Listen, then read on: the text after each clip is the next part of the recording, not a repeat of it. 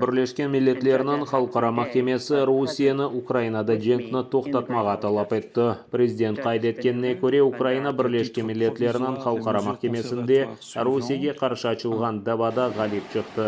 Rusiya bu qarorni tanimasa, daha çok izolyatsiyaga uğrayacak.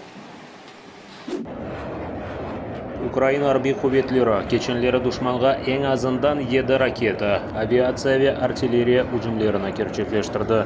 Bunu Ukraina prezidenti ofisi yo'l boshchisining misliyachisi Aleksey Arestovich xabar etdi. Havo mudofaa quvvetlari eng azından 3 uçak ve bir qaç qanotli raketani urib tushirdi. Arestovich xabar etganine ko'ra, Ukraina ordusi bir qaç qarshi taktik hujumlarni da gerçekleştirgan. Cevap olarak işgalcilerinin strategik uçakları raketalar uçurgan. Bunun beraber ballistik Iskander raketaları kullanılgan. Уражены цивільні об'єкти, що стало, на жаль, візитною карточкою Другої армії світу, армії Російської Федерації, яка на своїх каналах пропагандистських розповідає, що вона виключно ювелірно працює, а насправді 2/3 ракет потрапляють в цивільні об'єкти. І, мабуть, це робиться свідомо.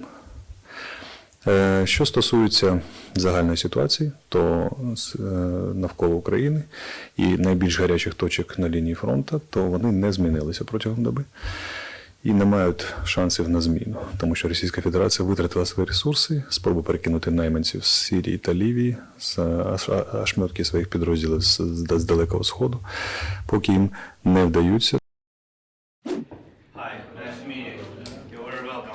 Tehlike'sizlik kefaletleri, sanksiyalar ve Ukraina'nın Avropaga yaqinlashuv perspektivalari. Bu vaqtda jang ketgan Kiyevda kechirilgan xalqaro ko'rishuvda so'z yursatildi. Ukraina prezidenti Volodymyr Zelenskiy Poloniya hukumatining yo'l boshchisi Mateusz Morawiecki, bosh nazir muavini Yaroslav Kaczynski, Chexiya ve Sloveniyaning bosh nazirlari Petro Fiala ve Yanis Yansha ile ko'rishdi. Devlet yo'lboshchisi Ukraina shaharlarining mesken kvartallari hujum etilganini ve ishg'olchilarning bir qismi belli olmagan tillarda laf etganini xabar etdi. Ular ücretli askerler olabilir. Ko'rishuvda jang bitgan so'ng dunyo tarafından yapılmak gerek olgan yardımni muzokara etdiler. Prezident kelgan musofirlarga Ukraina ile birdamlik olganlari uchun minnatdorlik bildirdi. Ми їм абсолютно, цим країнам і лідерам цих країн, ми абсолютно довіряємо. І тому, коли ми говоримо про гарантії безпеки, про наше майбутнє в Європейському Союзі, або говоримо про санкційну політику, на 100% ми знаємо 100%, що все, що ми обговорюємо, воно дійсно дійде до цілі, до тієї позитивної цілі для нашої країни, для нашої безпеки і для нашого майбутнього. Vaqtincha ishg'ol etilgan Skadovsk shahrining yo'l boshchisi Aleksandr Yakovlev o'z video murojaatida Sankt-Peterburg ishg'olchilari uni azod etganini bildirdi. O insonlarni tinchlanmaga rijo etib, o tehlikasizlikda bulunganini aytdi. Videoda mer heyecanlangani duyuldi. Шановні скадовчани, хочу сказати, що з нами поспілкувалися, вже мене відпустили, зі мною все добре. Так само пообіцяли зараз відпустити і решту людей, з якими спілкуються. Тому прошу заспокоїтися, нічого нам зараз не загрожує і бути вдома, виконувати свою роботу. Дякую всім за увагу. Поки що далі буде додаткова інформація. Ishg'ol etilgan Skadovsk shahrining yo'l boshchisi Aleksandr Yakovlev ve onun muavini Yuriy Polyakh bugun sabah hırsızlandı. Skadovsk sakinlari merkeziy maydonda to'plashib, tutilganlarni azod etmege talab etdi. Ular Rus askeri, faşist ve ishg'olchi. Shaharlarimizning yo'l boshchisini qaytaringiz. Biz onu sayladik, bu merimiz, shaharlarni seslendirdiler. Верните нашего мэра! Бурятов тоже русский. Мы его выбрали, это наш мэр! Мэра! Мэра! Мэра! Мэра! Украинада женг девам еткен вақыт ишгалчылар Қырым сакинлеріне репрессияларға ұғырата. Таң атқанынен ақ қорчылай жебе. Қырым татар милли әрекетінің ветераны Абдурешит Джипаровның Қарасу базарда Киевіне силалы русковетчілері сұрып кірді. Ишгалчылар адвокатлар ве сой сопларыны Евгеве азбарға біле кечірмеді. Ишгалчылар о вақыт еві янында бұлынған Мухаммед Али Джипаров ве Февзи Якубовны белі олмаған тарафқа алып кетті. Тартышма өткерілген вақыт көветчілер атты атеш açtı.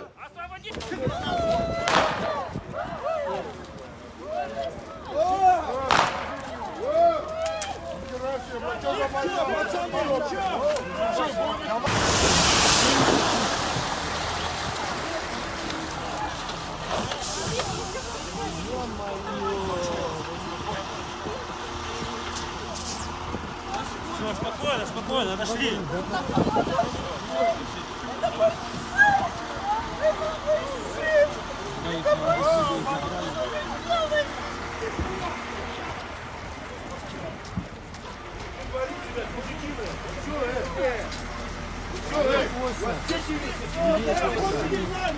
В очередной раз мы видим, что никакие события, никакие происходящие действия не влияют на ту борьбу, которая происходит в Крыму с крымскими татарами, с активистами, с теми людьми, которые не безразличны к чужим проблемам. Эта борьба продолжается и будет продолжаться. От нас же это достойное прохождение данных испытаний, оказание друг другу поддержки и помощи. Русковетчілер Абдурешит Джипаровны Қарасу базар районынан полис бөлігін алып кетті. Біраздан экстремизмнен күреш меркезінің хадимлері ақ қорчалайжыны ишгалчылар махкемесіне алып кеткенін білдірді. Абдурешит Джипаров 3 ел евелсі пайлашқан видео себебінден санки дерсін нацизм пропагандасында қабатланды.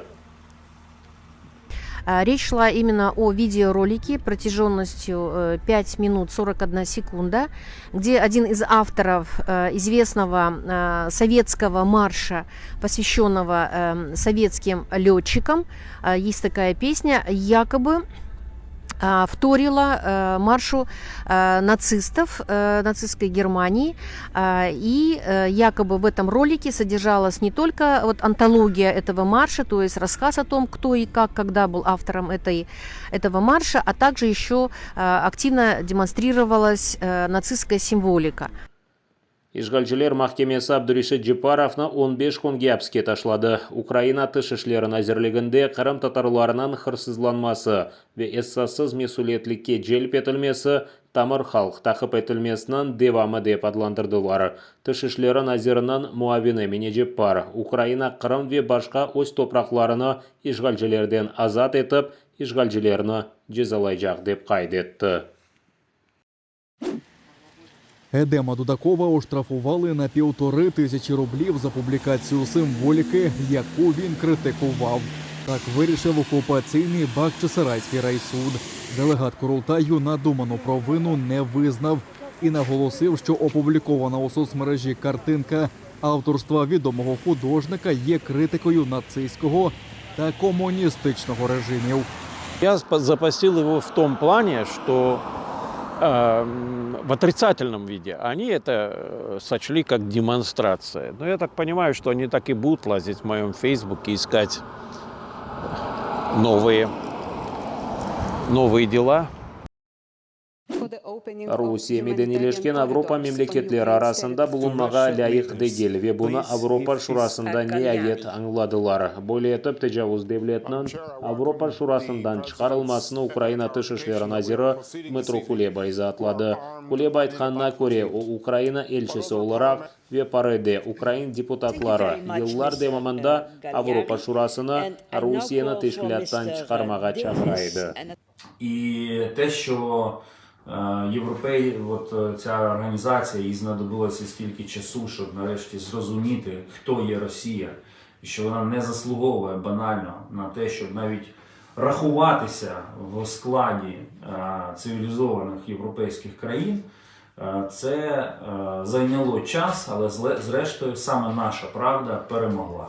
Русияге иқтисади басқы көбетлештіріле. Тыш эшлері назиры білдіргенне көре рус олигархлары өз қиметлі яхта ве учақларыны қайда сақламаға білмей. Кулеба айтқанына көре Украина Русияның санкциялардан қачынмамасы үшін мүмкін олған ершейні япажақ.